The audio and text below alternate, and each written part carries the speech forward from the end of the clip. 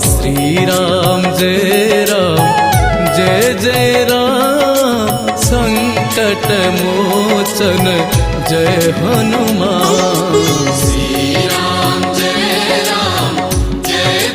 राम संकट मोचन जय हनुमान।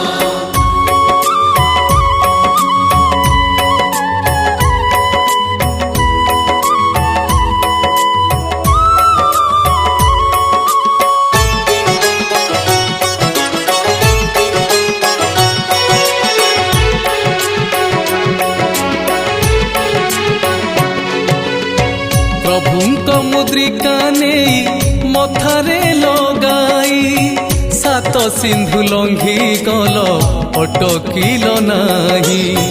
जेमिति कठिन कष्ट काम आसु पछे